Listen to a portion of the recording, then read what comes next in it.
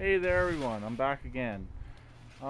Here's going to be a project that I'm going to work on, most likely it starts tomorrow, weather permitting.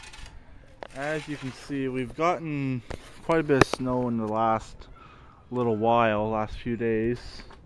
We actually got dumped on about 2 feet of snow in the last week, so work involves the racer.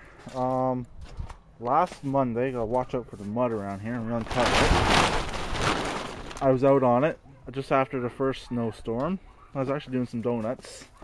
My friends were actually worried that I was actually going to flip it, but I never did. No worse for wear. I couldn't get to go in third gear to do third gear donuts, but I've got to go third gear yesterday, or maybe the day before. So it's running fine. A little bit of a kill switch problem, but it's nothing major. So my idea is, if you remember from a previous video, I have that 10 horse Tecumseh. This is 9 horse Tecumseh. That one has a geared flywheel on it. I'm going to pull this one apart and see if I can put that flywheel on this engine. Maybe. I'm not 100% sure if it will go. If it doesn't go, no big deal. Another reason to put that flywheel on here is to see if I can get a charging system on this. Or I got those 2 6-horse Tecumsehs. I may see if the flywheel will fit from one of them. And I got some more good news, possibly good news. Turn the camera around. I might be selling my little snowblower and trading it for a. This is what I want the guy to give me. He has an 8-horse Honda. No, sorry, not a Honda. 8-horse Briggs with a gear reduction on it. With a gear reduction clutch on it. I think it's a gear reduction clutch, like my go-kart has. So, if I can get that engine, this engine, the big Tecumseh is coming off again, and we'll put the Briggs on here. Put an 8-horse Briggs on here with a gear reduction.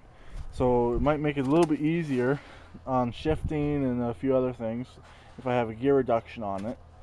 And this engine has an integrated gas tank. I'm not sure if it has a ring gear. I know it runs, but it's been about 5-6 years, if not longer, since it's been running. It's been sitting a really long time. So that's my hope. If I can't get it, it's not a big deal. If I do get it, this motor here will be going on that fan. Maybe. I'm not sure though. So that's my ideas for next few days. I'm not 100% sure if this engine has a small style flywheel like the older Tecumsehs have, like the 5-6 horse Tecumsehs have, or if it's a little bit larger flywheel like my 10 horse Tecumseh. I'm not 100% sure. I know they're way off on the years, but also those two 5 or 6 horse Tecumsehs I have both have charging systems on it. So the guy said, because they came from snowblowers. So yeah, that's my idea for now, is to do that. As you can see, my shop door is kind of open a bit. I don't know if you can see it or not. You might be able to. I was in there yesterday, and then this door on the left got stuck open a bit, so it's not a big deal. And then I was out on the POS Craftsman yesterday, going for a quick ride on it. And then I still got my pile of lawnmowers. This one here is Mr. Craftsman that leaks oil. Haven't done nothing to it. It's still going to be kept. I'm going to be keeping it, because I figure if I keep it, I don't have to fix it. I just have to keep on adding oil. But I won't add good oil, I'll just put old oil in it. But I imagine it won't leak oil when it's running. It's probably just when it sits. Heck, even just sitting on its side, which should be alright. This one here is that Yard Works that would not start.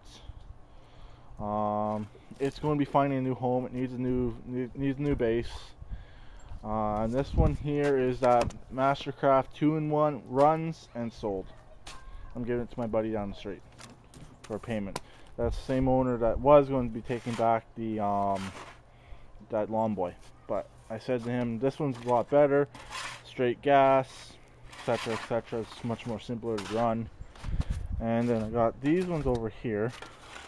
Be careful, it's kind of a muddy mess. these 4 over here. These are both, actually no, one's missing the carb, that one's missing the carb. This one's complete other than gas cap, but it needs this right here, the release. I think it was ILS 360 was showing that you can just put a switch on these to shut them off. I may just do that, but the only problem with that is I plan on selling these, and I don't know whenever I go to sell them that might be a turn off. But it's kind of a turn off and a turn on to it because it's more simpler to use. A little bit more dangerous, but it's more simpler because that's one less thing you got to worry about breaking. So that's my idea. Just get a couple toggle switches on all 3 of these. All 3 of these need cables, I think. Yeah, this one needs a cable. It's busted. I broke this one just after I got it. This one is obviously busted, and this one here, actually this one here is good. That one is good. I wonder if that one will turn over. I think this is the one that turns over, but it's missing the carburetor. I think I have the carb though. Yeah, it's decent compression too. But I think, yeah, this one needs a pull cord adjustment. That's what this one needs.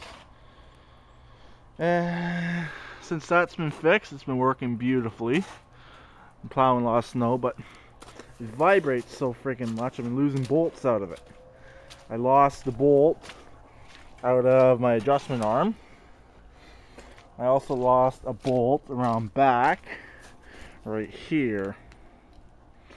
So a little bit of pain in the butt, but it's not too bad. Let's see if she'll start. She should start. It's not that cold. It's +1 out here. It's not really a cold start. Let's go. See what the battery is. I know you won't be able to see it, but we're at 11.7 volts. Quick story on this. I was out snow blowing with it, then I left it, and I don't know if I left the lights on or what, but the battery went completely dead. I thought my little OEM battery was going to be shot, but it took a charge again, so it's a good thing. Let's see what happens. Should fire right up. It's on choke, and the brake's not on. One moment here. Whoa. Fell in my trench, my hydro trench. What time is it? 7 minutes. We're still okay. There we go. I know everyone likes engine shots, so...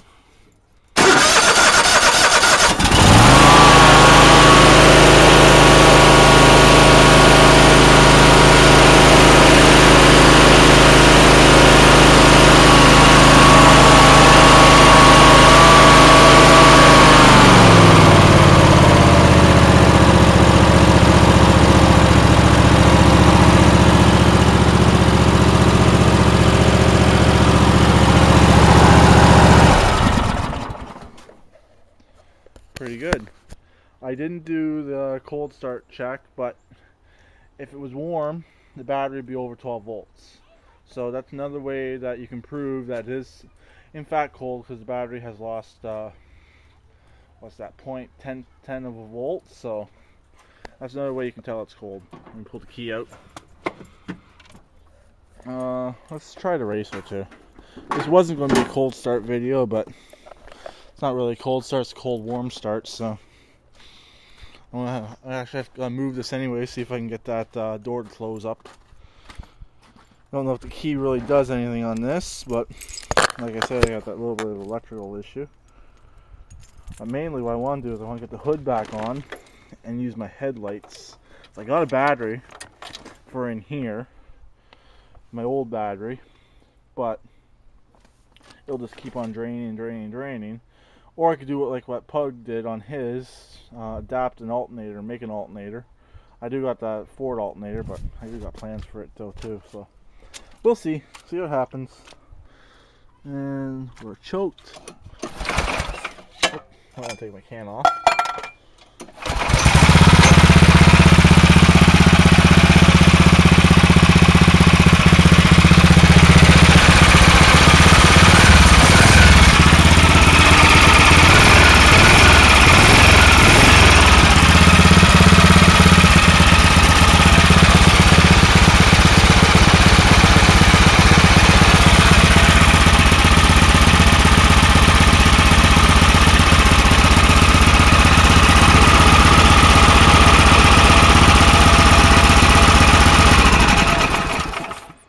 got a bad connection right in here.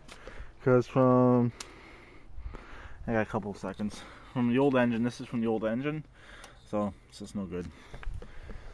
So, let me turn the screen around. This has been Redneck Brian signing off. I hope everyone has a great redneck day. Like I said, on these type of videos, I'm going to say that. So have a redneck day. Please subscribe. Please comment. Please remember, negative comments.